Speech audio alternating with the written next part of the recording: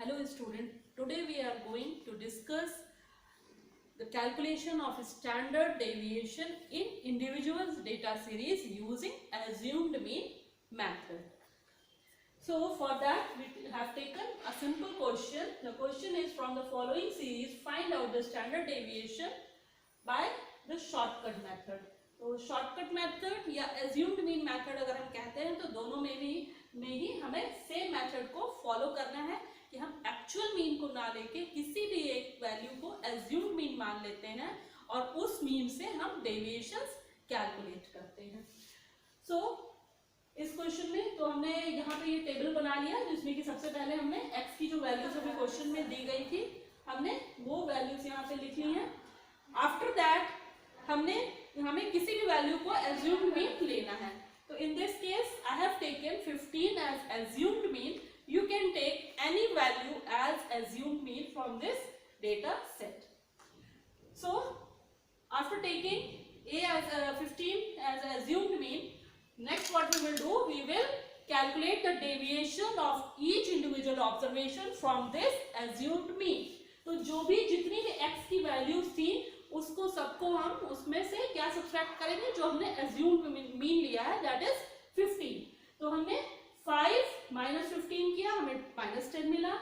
10 minus 15 -5 मिल गया. 15 में से 15 माइनस किया 0. 20 में से 5 माइनस किया 15 माइनस किया 5. 25 में से 15 माइनस किया 10. 30 में से किया 15 और 35 में से माइनस किया 20. After that you will take the square root of these deviations. तो सभी का हमने स्क्वायर रूट कर दिया. 10 का स्क्वायर आपने किया 100 मिल गया. 5 के किया 25. इसी तरीके से सारी जो d की वैल्यूज हैं इनका हम स्क्वायर कर लेंगे और d और d स्क्वायर का टोटल जो आया है दोनों कॉलम में वो आप टोटल निकाल लेंगे. अब इस मेथड में हमारा फॉर्मूला क्या है? फॉर्मूला है sigma is equal to square root of sigma d square. What is d? d is deviations and divided by n. What is n? n is the total number of observations minus sigma d ka whole upon n ka whole square. So here how many observations we have? 1 2 3 4 5 6 7. So in this case the value of n is 7. So now we will substitute all the values. So sigma d square is 875. तो हमने sigma D square की जगह 875 लिख दिया. N हमारा क्या था? N number of observation. तो ये हमारे 7 है. 875 divided by 7 minus sigma d आपका क्या आया था? Total of all the deviation that is 35. तो सिग्मा डी 35 डिवाइडेड बाय 7 इसका होल स्क्वायर. तो हमने ये सब्स्टिट्यूट कर दी वैल्यूज. नाउ अब आपने इसे डिवाइड किया. 7 5 से 35 और 5 का स्क्वायर निकाला, हमारा 25 आ गया. और इसको डिवाइड करने पे हमें 125 मिला. सब्ट्रैक्ट किया 100 किसका स्क्वायर रूट है? 10 का. तो आपको स्टैंडर्ड डेविएशन इसमें 10 मिल गया.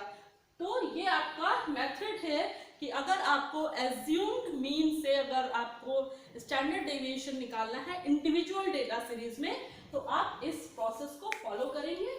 और फॉर्मूला आपका इस केस में sigma is equal to square root of summation d square divided by n minus summation d upon n का होल स्क्वायर. इस फॉर्मूले को हमें यूज करना है जहां पे डी क्या डिनोट कर रहा है? D is the deviation.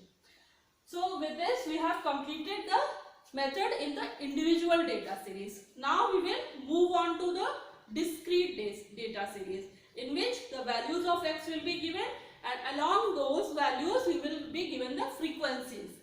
तो अगर हमें assumed mean method discrete series में निकालना है तो वो हम कैसे करेंगे वो हम नेक्स्ट क्वेश्चन में डिस्कस करेंगे. तो ये हमारा क्वेश्चन है calculate the standard deviation from the data given below. ये आपको क्वेश्चन दिया है size of item and frequency. तो ये साइज ऑफ आइटम ये आपकी x की वैल्यूज हो गई, फ्रीक्वेंसी ये आपका f हो गया. तो ये डिफरेंट साइजेस दी है. तो हमने टेबल बना ली. सबसे पहले एक पहला कॉलम में जो x की वैल्यूज है that is the size of item उनको हमने लिख लिया. सेकेंड कॉलम में आपने फ्रीक्वेंसी सारी लिख ली. अब सेम मेथड जो कि आपने इंडिविजुअल सीरीज में किया था इसमें भी क्योंकि हम एज्यूम्ड मीन मेथड ही फॉलो कर रहे हैं तो यहाँ पर भी आपको deviation from the assumed mean निकालना होगा. तो किसी भी एक वैल्यू को आप इसमें भी एज्यूम्ड मीन ले सकते हैं. तो हमने इसमें जो हमारी सेंटर की वैल्यू 6.5 लग रही थी, तो हमने इसको ही एज्यूम्ड मीन ले लिया है। तो हमने assumed mean a is equal to 6.5 लेके ये कैलकुलेशन किया है। आप किसी भी वैल्यू को ले सकते हैं, बट बेटर होगा कोई मिडिल की वैल्यूज लें, जिससे कि जो डेविएशन आप निकालते हैं ये वैल्यूज स्मॉल आती हैं।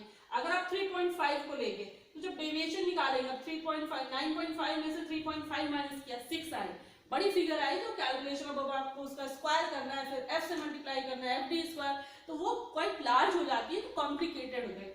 सिंपल रखने के लिए आप कोई मिडिल की फिगर लेंगे तो ये डेविएशंस स्मॉल आते हैं और आपका कैलकुलेशन थोड़ा सिंपल हो जाता है, बाकी आंसर आपको सही उस केस में भी मिलेगा।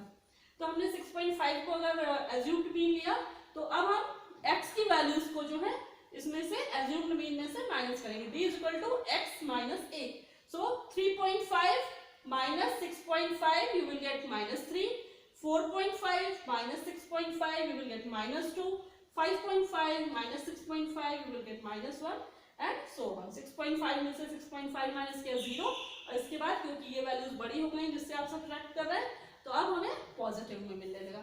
नेक्स्ट क्या करना है, d का स्क्वायर किया था आपने इंडिविजुअल सीरीज में, तो यहाँ पर भी d का स्क्वायर करेंगे। d का स्क्वायर किया तो -3 का स्क्वायर 9 हो गया, -2 का स्क्वायर 4 हो गया, 1 का स्क्वायर 1, 0 का 0, 1 4 9। इस तरीके से हमें डेविएशंस के स्क्वायर मिल गए। अब इसके बाद सेम मेथड अभी फॉलो करना है। अब यहाँ पे आपको फ्रीक्वेंसी मिल गई, तो यहाँ पे हमारे पास फ्रीक्वेंसी नहीं थी, तो यहाँ पे आपका टास्क फिनिश हो गया। तो लेकिन डिस्क्रीट सीरीज में आपको फ्रीक्वेंसी भी दी हुई है, तो आप उन फ्रीक्वेंसीज को जो आपने डेविएशन निकाला है और जो डेविएशन का स्क्वायर है उनसे आप मल्टीप्लाई करेंगे to get the values of f d and f d square.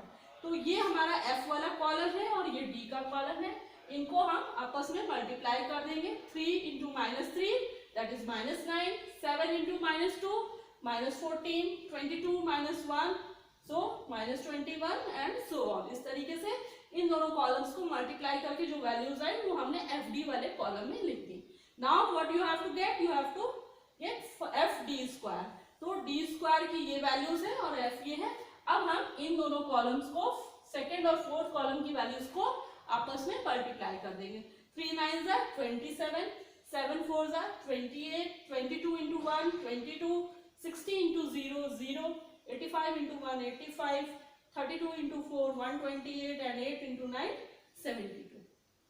इन दो कॉलम्स का हमने टोटल निकाल लिया, और यहाँ पे total number of observation n क्या है, जो आपका फ्रीक्वेंसी वाले कॉलम का टोटल होगा वो आपको n की वैल्यू देगा। यहाँ पे आप काउंट करके नहीं निकाल सकते, जो फ्रीक्वेंसीज दी है उनका सम निकालेंगे।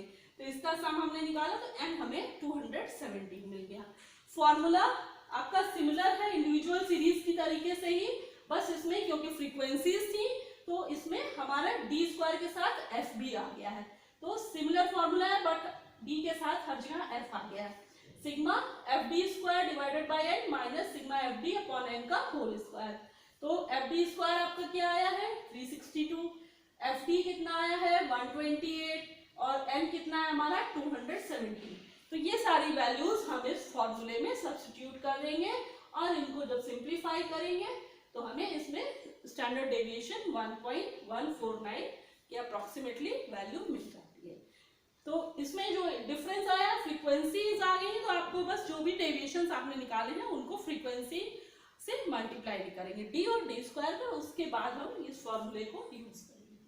Now another method of finding the standard deviation in case of discrete series.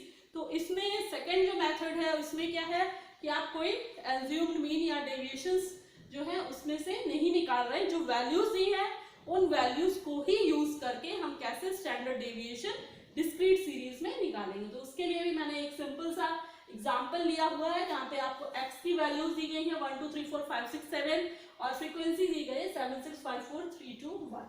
तो हमने टेबल बनाया, x की वैल्यूज लिख ली, फ्रीक्वेंसी लिख ली। अब इस केस में हमारा फॉर्मूला क्या है, sigma is equal to under root f x square. देखिए अगर आप फॉर्मूला देखिए तो सिमिलैरिटीज है, यहाँ पे क्या था डेविएशन था तो डी आ गया था, और यहाँ पे हम क्योंकि डेविएशन नहीं निकाल रहे हैं डायरेक्ट वैल्यूज को पुट कर रहे हैं तो डी की जगह क्या आ गया एक्स स्क्वायर। फॉर्मूले सिमिलर है बस d को रिप्लेस कर दिया है x स्क्वायर से, क्योंकि आप यहाँ डेविएशंस नहीं निकाल रहे, डायरेक्ट वैल्यूज जो x की वैल्यूज है उनको यूज कर रहे हैं। तो इस केस में आपका formula square root of summation f x square divided by n minus summation f x upon n का whole square.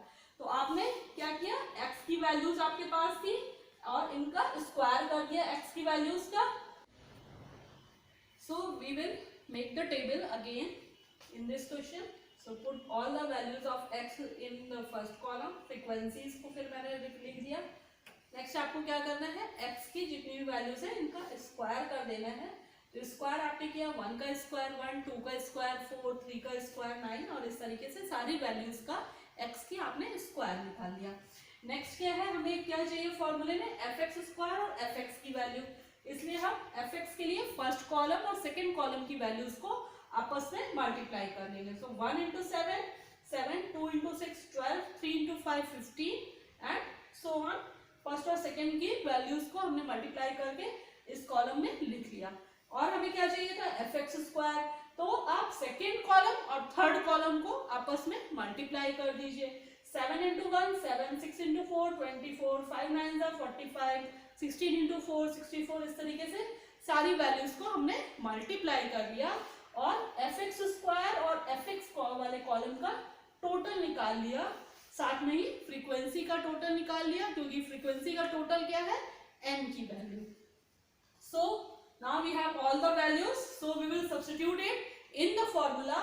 Sigma f x square आपका क्या आया 336, n कितना है 28, तो n की जगह 28, सिग्मा एफ एक्स आपका 84 है और n 28, तो इसको हमने सॉल्व किया। Under root 3 sigma is equal to 1.73 approximately. So this is the method of solving the discrete series for standard deviation using the values which are given in the question. So this was all about today's lecture.